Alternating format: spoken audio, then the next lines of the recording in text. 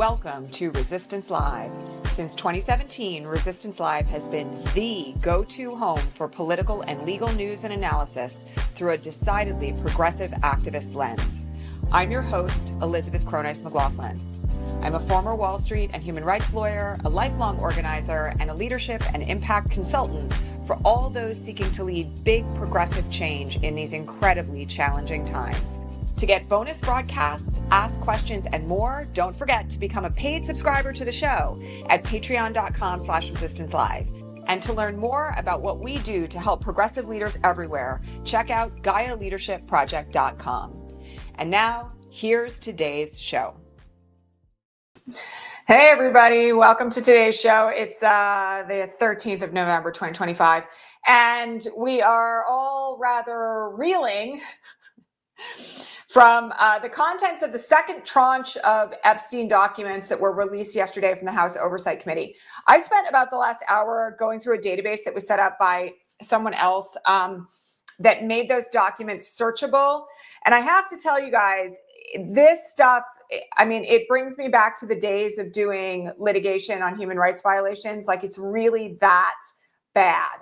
So I want to set the stage for where we are politically. We'll talk a little bit about what's in the files, what we know so far. I have to remind everybody that the second tranche of documents is 20,000 documents from the Epstein estate. These are not even the documents that are in the DOJ, what have commonly come to be referred to as the Epstein files. These are from Epstein's own files from the estate and include emails and text messages and a bunch of other things. And they're only being parsed through now by folks. We have a long way to go, in other words. What we know so far is just the tip of the iceberg. So let's just talk a little bit about where we are since yesterday on the potential release of the Epstein files from the DOJ. So yesterday afternoon, Adelita Grijalva was finally sworn in. And immediately after being sworn in the House of Representatives, she became the 218th signatory on the discharge petition to move to the floor the vote to release the Epstein files. We discussed how this process works yesterday, but just as a quick reminder, there will be a vote on the floor of the House, which Mike Johnson is now suggesting is not going to wait the 7 days of seasoning, so to speak, that is ordinarily required for a discharge petition. He is saying that there may be a vote on this as soon as this week. That means today or tomorrow. Now that has happened, the vote will take place. More on that in a minute. After the vote takes place, it has to move to the Senate, where there is rumors that it may die on the vine because John Thune doesn't want to put it on the floor. If it were to pass the Senate, it would then go to Trump's desk for signatory, which we know will be a veto. But I have to remind everybody, a 2/3 majority of the House and the Senate can override a presidential veto. So we have a ways to go to potentially getting the DOJ files released. But the thing about what was released yesterday through the Epstein estate, I'm going to remind everybody, this was a subpoena out of the House Oversight Committee sorry, that's wrong. There's a subpoena from the House Oversight Committee that already went to the DOJ. And then there is cooperation between the Jeffrey Epstein estate and House Oversight. So the docs that have been released so far are from Jeffrey Epstein's estate. I have to make this really clear because this stuff is really bad. And it is not the worst of it by a long shot, okay? We know, for instance, that the DOJ and the FBI, when they executed search warrants at Jeffrey Epstein's properties, seized something along the lines of 11,000 photographs and videos that have since been classified as child abuse material. I mean, I'm not going to say that because I don't want to trigger anything. In other words, there may be videos, there may be photographs involving Donald Trump and many other extremely powerful white men in the files that the DOJ has that they are either pretending don't exist or are refusing to release. So the process for getting the files released from the DOJ is what the discharge petition is about. But Robert Garcia, as the minority leader of the House Oversight Committee, said yesterday that they are expecting additional files to be released from the estate. And for whatever reason, the estate is fully cooperating with the House Oversight Committee, meaning that those documents are forthcoming and are, largely unredacted, save for the names of victims. So this is all very, very bad for Donald Trump and very, very bad for a lot of other really powerful people. In any event, let's do the procedural stuff and then we'll talk about what's in what we know so far. The indications right now, and this is really wild, Representative Don Bacon, who's a Republican, added his name yesterday to the people who intend to vote in favor of the release of the files. There is leaked, anonymous sourced information that there may be as many as 100 Republicans signing on to a vote to release the files in the House of Representatives. Now, we don't know how this is going to play out. And again, I have to remind you all, there's lots of procedural hurdles that would have to be overcome in order for the files from the DOJ to be ordered to be released. All right. I don't want anybody to hang their hats on it being automatic, but I will tell you that the public pressure and the political pressure right now is enormous. And so I am not writing anything off. Mariam Kaba said yesterday quite wisely that when you are in a war with fascists, you use whatever leverage point you have. And this is one of them. And it's a big one. All right. So let's talk for a second about where we're going to be on this, right, in the context of what's coming next. There is ongoing journalistic efforts to review these materials that were released yesterday. We already know that Epstein said some incredibly damning things about Donald Trump. By the time I went on the air yesterday, we already knew that he had said that Trump had been with a victim who we now believe was Virginia Giuffre for hours and hours at one of Epstein's residences, okay? There's also, we've now found a whole bunch of emails and text messages where Epstein is referring to Donald Trump as insane, where he is saying that Trump is the worst person that he has ever met, which is saying something coming from Jeffrey Epstein, that he has not a single redeeming cell in his body. That he knows how dirty Donald is. And there's also documents in there that seem to indicate that at the time that Trump was running for office in 2016, they don't indicate this. This is actually true. Epstein was in communication with a lawyer at the New York Times, where Epstein offered to convey to that reporter photographs of Donald Trump with teenagers in bikinis from Epstein's kitchen. Again, we can all look at this in hindsight. Hindsight is 2020, and consider what would have happened if the New York Times had decided to publish this stuff in the wake of the Access Hollywood tape. We probably would not even be here. All right.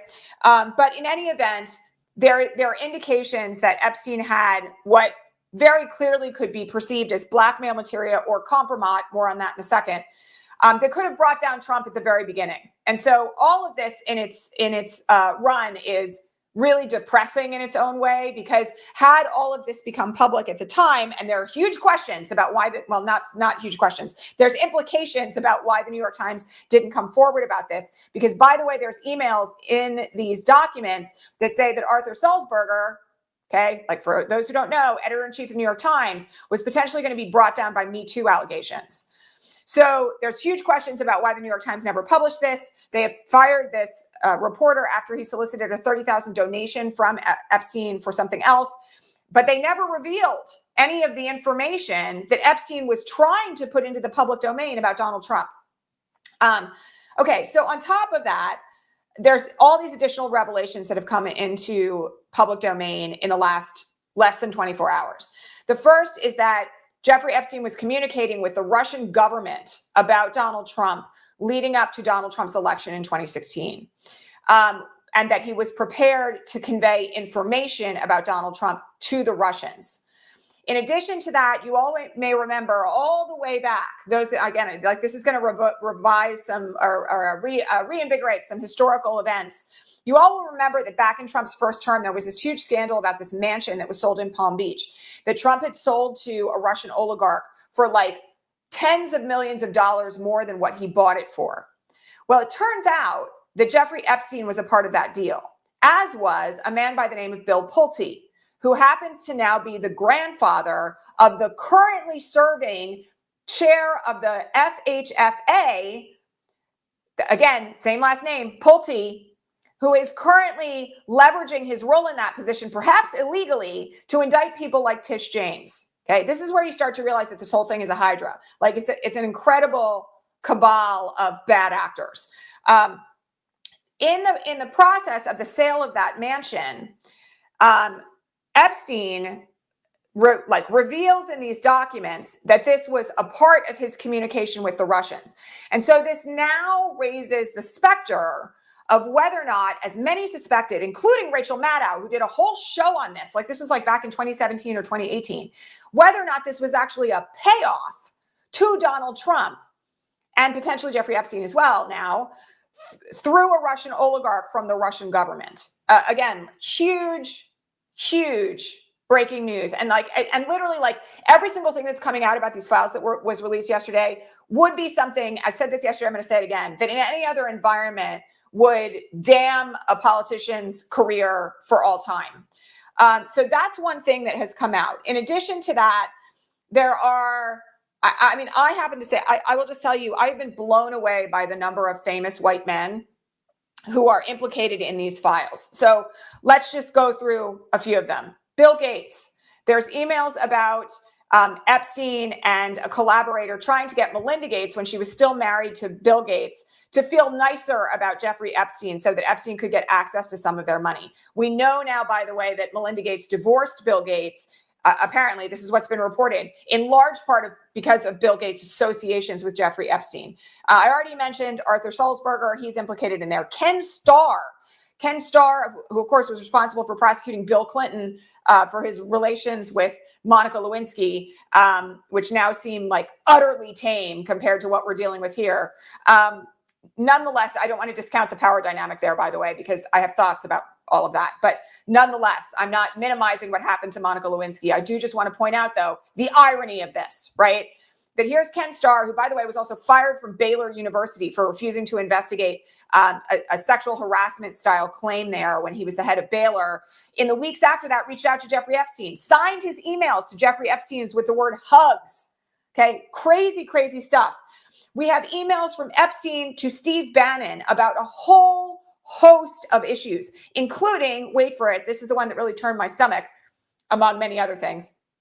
Epstein telling Steve Bannon to tell the lawyers working on behalf of Brett Kavanaugh when Christine Blasey Ford was testifying against him that the lawyers should inquire about whether Christine Blasey Ford had been taking any medication that would ruin her memory, that would prevent her from adequately remembering her assault by Brett Kavanaugh. Like, again, I got to tell you, this stuff goes so deep, it's really kind of hard to fathom. We have Jeffrey Epstein planning an international conference with various academics and panels that included people. And by the way, these people had some of these people had signed on to participate. We know we have a number that's 20 plus.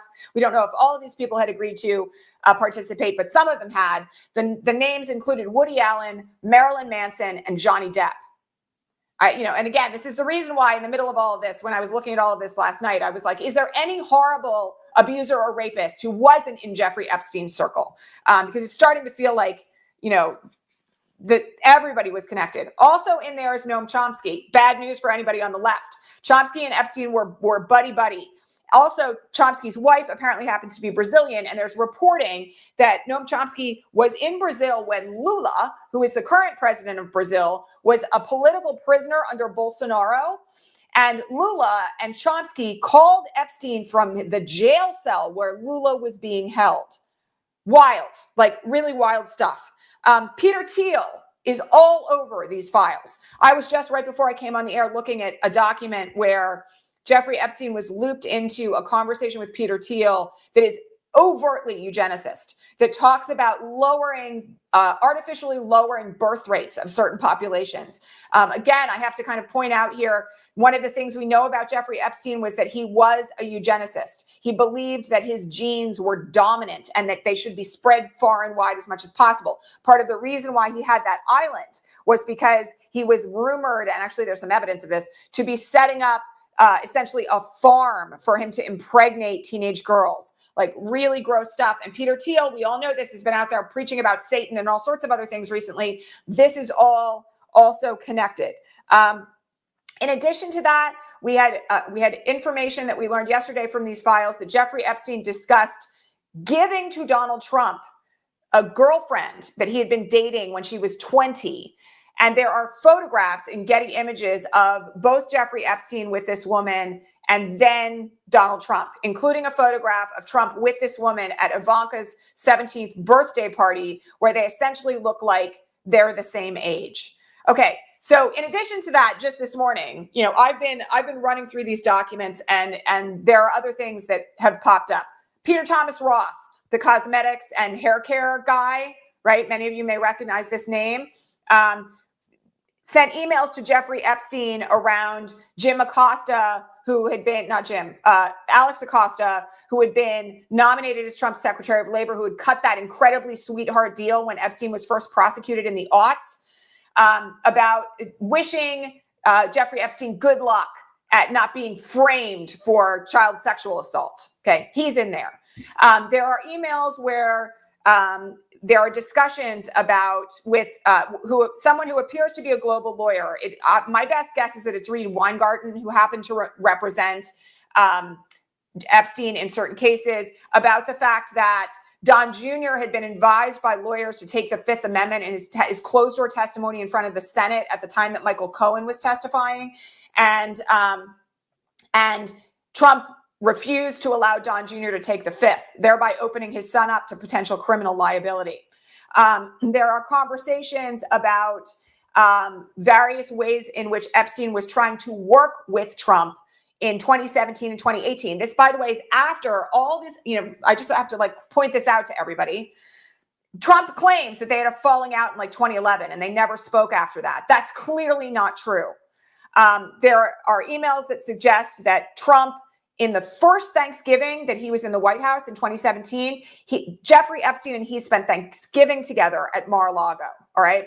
In 2018, some of the emails that I was looking at this morning, Jeffrey Epstein was trying to get Reed Weingarten to represent Donald Trump when Alan Weisselberg, the CFO of the Trump Organization, was being prosecuted by Letitia James. You all may remember this, right? He was tried in New York State court, and all sorts of allegations of fraud and manipulation. This was one of the things that preceded the bringing down of the Trump Organization. Okay, again, and Epstein is communicating with Bannon. Sean Hannity is in these emails.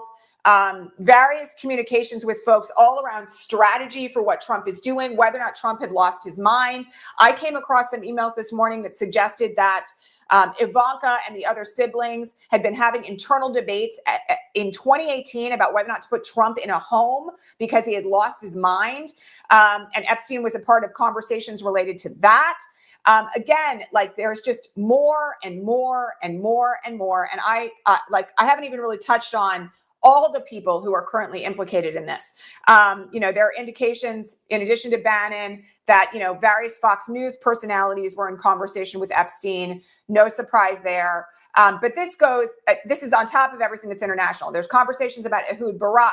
There's conversations about people being extradited out of Saudi Arabia with the permission of Mohammed bin Salman's dad, the king of Saudi Arabia. There are, it's an unbelievable global network of bad actors, all of whom are essentially writing emails to Jeffrey Epstein that are like, hey, great seeing you the other day, Jeffrey. So much fun to commit sex crimes with you. Can't wait to do it again. The tone of these emails is they're literally joking about the girls who are in Epstein's circle, right? They're joking about the things that they know about Jeffrey Epstein. And one of the things that is really hard to not take away from this is that the intersections of the super wealthy and powerful and the things that people get away with, the ways in which people they perceive one another to be above the law. They give permission to the worst kinds of criminal and amoral actions, and they all are doing it in conjunction with one another. I mean, it's really disgusting stuff. I had a moment last night where I was like, this is a hydra that, QAnon was all projection because there actually was a huge cabal of pedophiles running governments all over the world, all of whom were linked through Jeffrey Epstein. There's stuff about Prince Andrew in these files, which should come as no surprise, but there's a point being made in a communication that I found this morning where Jeffrey Epstein is communicating with someone else and they're laughing about Trump meeting with Prince Andrew during his first term on a visit to London. And back and forth they go, saying everyone's forgetting that Prince Andrew's accuser was picked up at Mar-a-Lago, and they're not putting Epstein as the connective tissue between Prince Andrew and Donald Trump. I mean, like, really, really, really bad stuff. And I have to say, like, again, I've only spent an hour of my own investigative time looking at this. And granted, I'm trained as an attorney. I was a trial attorney. Part of my job doing that was to process emails and text messages and evidence in a very rapid manner. So I know how to search databases like this to find the really damning stuff. But I have to tell you that, like, I've opened random emails by plugging in a search term like Diddy, because I was curious if Diddy appeared in any of this, or plugging in a search term like Ivanka, and opened emails that didn't seem to have any reference point and found the most horrific stuff that, like, nobody's even looked at yet. So it's really, really upsetting. And I want to say one thing about this, just from the standpoint of survivors and the standpoint of accountability. One thing that is not beyond my comprehension, and I said this last night on Blue Sky in using slightly different words, is that this is actually really a watershed moment for accountability for the victimization of girls and women. It's one reason why the pressure has to be turned up in every possible way for the totality of the files to be released. Because if what we are seeing right now is just the tip of the iceberg, and it's pretty obvious that it is. I mean, like Trump hosting Lauren Boebert yesterday in the Situation Room to try to pressure her to not sign on to the discharge petition. The Situation Room is where you can't bring your phone in there, right? Like, they use it for things like, we're attacking a foreign country. They know that what is inside these files that the DOJ has is so bad that they're using the Situation Room to try to pressure members of Congress to not vote in favor of the release. So, one of the things, again, that I just have to point out here, just to finish the thought of where I was going with this, is that this is a moment where accountability must come to pass, because this is so massive, so corrupt, so criminal, so abhorrent, that it actually potentially is going to create a watershed moment for accountability for victims everywhere, and not just victims of Jeffrey Epstein, who number at least 1,000. We know this, right? But also for victims of child sexual abuse and rape in other contexts, right? We know that a tiny fractional percentage of sexual assaults are ever reported. We know that an even smaller percentage of those that are reported actually result in a criminal conviction. And part of what is coming apart now, what actually needs to be completely destroyed, is the idea that any of this, that any form of child sexual abuse or rape should go without any accountability. This is so deep and so wide and has tentacles reaching into so many areas of public life that the accountability must come to pass. Like, again, I don't think there's any way around it at this point, because this is the end of professional careers. The other person that I forgot to mention was Larry Summers, who used to be the president of Harvard. He wrote to Jeffrey Epstein about all these affairs he was having while his wife was writing to Jeffrey Epstein praising Vladimir Nabokov's book Lolita, which, by the way, is, of course, about the rape of a teenage child. So, this is a place where there should be accountability for literally every person who was involved with Jeffrey Epstein. There should be criminal prosecution for every person who was involved or proximate to his crimes. There should be a career-ending moment for everyone who witnessed this or knew about it and did nothing. And that's because, as a society, this is a breaking point, right? This is a moment where the veil has been pulled back, and we are seeing the most powerful white men in the nation and in the world abusing children, giving permission for other men to abuse those children, trafficking those children among one another. There's an email where Epstein talks about the fact that Virginia Giuffre was trafficked to have sex with everybody but Elvis. Okay, like they literally treated these girls, these children, as their property, their objects, their sex slaves. And everybody in Epstein's inner circle, and just like even wider circles, it's very apparent from these emails, knew about it. So the key thing about this moment is that the public pressure cannot let up. And, again, you all know I come on here every day and I try to give you assignments on what to do. This is a day where no matter who you are represented by in the House or the Senate, you need to make a phone call demanding the release of the Epstein files. You need to tell them whether, like you voted for them or not, that you will not be voting for them or anyone in their party, if they're Republican, of course, down the road if they do not vote in favor of releasing the Epstein files. You especially need to make phone calls to your senators because the place where this bill could die is in the Senate thanks to the filibuster. So it's critical today, Democrat, Republican, Independent, no matter who represents you, you need to make a phone call today to your rep and to your 2 senators demanding that they vote to release the Epstein files, telling them that you expect that they are going to hold all the powerful men who were involved in this accountable come what may. And it needs to be loud, like loud, because it is going, this is going to pass the House. It can't die in the Senate. We need to be in a position where we're already preparing for a 2/3 override vote of Trump's eventual veto. That's what needs to happen next. Okay. So it's really critical to make the phone calls. And I'm sparing you guys some of the grosser details. Like I know this is already bad enough for many of us. But keep in mind, I did human rights work for victims of sex slavery in the Comfort Women case that involved the Empire of Japan rounding up hundreds of thousands of girls and young women to service the Japanese military in sex slave camps that were called comfort camps. So I have a really big bandwidth for reading this stuff because, I've had to read accounts of torture, accounts of mass rape. And I will just tell you that I'm not going to go through the details of some very specific things that appear in these emails that I was looking at this morning. But the worst things that you can probably imagine are far worse inside these documents. And this is not the worst of what we have seen yet.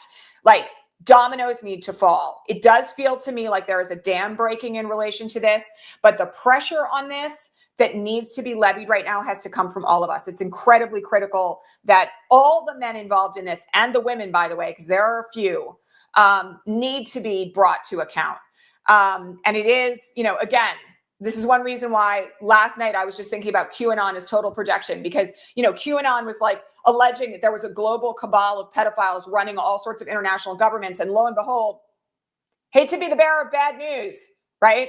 Plus it was all out in the open. This is what's crazy. We didn't need any code breaking or any of the stuff that QAnon was about. They were sending emails and text messages about it, joking about what they were doing. And the other thing to keep in mind here is that a lot of these people who appear in the Epstein files are now serving in the Trump administration. They're ambassadors. They're holding senior positions in the cabinet. It's unbelievable. So in any event, please make your phone calls today and put pressure on everybody who represents you to have the files released, because we're really only getting started with this. And, I of course, I'm going to keep doing my work here in relation to this to the extent that I can stand it. I definitely had a moment yesterday and a moment this morning where I was like, oh my God, just even holding this is a lot. But I do want people to kind of again, keep in mind that, the worst is yet to come on this. And I will also try to spare you the worst in terms of details here, because the thing I don't want to do is re-traumatize anybody who's a survivor like myself. And I also want to make sure that, you guys know the scope of what's happening from a political and an evidentiary standpoint in terms of what's going forward. In terms of, somebody just asked a question in the chat about prosecutions. And so I just want to make a couple of things clear here. Unfortunately, there are very significant statutes of limitations for child sexual abuse and rape in most states around the country. One of the things that means is, even in some states, I'm a survivor, you all know this, just to be really blunt about it. When I reported what happened to me, the statute of limitations was 2 years in the state where I was living and where it happened. And I was already well beyond that because I couldn't tell anybody. I was a kid, right? So one of the things to keep in mind here is that there may not be criminal prosecutions for everybody involved in this, but I have to tell you, I have really serious questions right now about things like obstruction of justice and obstruction of Congress, and whether or not actual congressional actors are engaged in a conspiracy right now. And I have not yet framed that out in terms of causes of action that could be alleged against them or anything like that. I certainly think that the survivors have got to be considering how they're going to proceed from a civil matter, because often civil statutes of limitations are longer and some of this evidence has never been seen. But all of this, we have yet to see what's going to happen from a political and a criminal standpoint. And I also just want to say one other thing. Violations of federal law, of which sex trafficking across state lines is one, are prosecuted by U.S. attorneys' offices under the rubric of the DOJ, not the rubric, the oversight of the DOJ. So that means that unless and until Pam Bondi decides to pull an MTG and start criticizing the Trump administration, nobody's going to be prosecuted for anything until Trump is out of office. But I will tell you, I don't know, you guys. I don't want to make any predictions here because we all have seen Trump skate on other things before. This has some legs and some ferocity behind it. You know, the scandal originally broke back in July when Pam Bondi, June or July, when Pam Bondi said the Epstein files didn't exist. And it has not left the news cycle since then. If what is contained in the Epstein files inside the DOJ is what I think it is, it may be enough to bring about a resignation, a forced resignation of Trump from office, in which case we're going to have all sorts of other problems to deal with. But then there will have to be a question of what comes next from a criminal or civil enforcement perspective. I don't expect that Pam Bondi is going to do a damn thing because she's engaged in the cover-up right now. Okay, in other, what should be enormous news, the House passed the budget bill last night and Trump signed the CR very late in the evening. So the shutdown is over. I have lots of thoughts about that that I've talked about on prior broadcasts. The good news is that SNAP benefits are now extended through 2026. Those funds should be released like immediately. So that's good news. But, you know, as you all know, everybody who's on the ACA is now facing down horrific increases in premiums with no subsidies. And all of this is going to come back around again in the end of January because that's when the next CR is up. So, you know, I want to say one other thing about this because somebody suggested today on the Patreon question feed that maybe all of this was like 5D chess by the Democrats to bring about the necessity of calling the House back into session so that the Epstein files, the discharge petition on the Epstein files could be voted on. And I have to say that I don't think it's that. I think it is a silver lining that Grijalva has now been sworn in and that we have the discharge petition voted on. And now we're going to have a vote on the Epstein files. But I do not think that this was like some massively engineered thing from behind the scenes. I still stand by the fact that I do not think Schumer should have sold us out. I personally, you know, I know like dozens of families in the state where I live who are not going to be insured next year as a result. That cost is not, you know, they're supposed to be working for us. Let me just like remind you of this, right? Like the people we elect are supposed to be making sure that our lives are getting better. And so I think that there is a silver lining to all of this in the form of what's happening and what we're learning now. I don't even know that I would necessarily call it that because it's all so disgusting and awful and foul. But I still happen to believe that, you know, the government shutdown could have continued, should have continued, that there was an enormous point of leverage for the Democrats coming out of the election, and that we could have gotten much more, frankly, than the promise of a vote on ACA subsidies, which now isn't even going to happen. So I will keep you guys updated on, you know, obviously you can follow me on Blue Sky if you want to, which is at EC McLaughlin. If you want to learn what I'm learning as I'm going through the files. Also, I don't know that I'm going to be able to go through everything, but I am going to continue conducting some very specific searches to seek out names, identities, facts that are relevant here. It's not hard to find these. As I said, you plug in one word, you open an email, and it's like a horror show. So the more that I learn about this, the more I will be posting it. I'm posting it with screenshots and also links to the documents through the House Oversight Committee. And, you know, again, we've got more documents coming from the estate, and we're going to see what we get from the DOJ. I want to thank everybody for being here. If this broadcast is informative to you, please go subscribe over on patreon.com/resistancelive for as little as $5 a month. We are running a promo right now for 20% off annual subscriptions using the code FALL2025. But, you know, this is an enormous amount of work on my part, taking away also from like the work that I do as a political consultant and, a consultant to people who are doing leadership work. And so, you know, appreciate the extra subscriptions to support my ability to do this work, feed my kids, support my team behind the scenes. And I appreciate all of you who have already kicked in super stickers today here on YouTube in exchange for the work. So much gratitude to all of you. Please subscribe to this broadcast, share it with your friends, give me a thumbs up, drop me a comment. And I will be back tomorrow with more doubtlessly horrifying news. Wish it was otherwise. All right. Take care, everybody. To survivors, please take care of yourselves today. Remember, it's totally fine to check out and take a break. And I will catch you all back here tomorrow at regular time. All right, everyone. That's our show for today, folks. Thanks so much for being here at Resistance Live. To get more out of the show, including bonus broadcasts, the answers to all your most pressing political and legal questions, and way more, head on over to patreon.com/resistancelive and become a paid subscriber. And don't forget to hit subscribe here on your favorite podcasting platform to make sure that you never miss an episode. See you next time.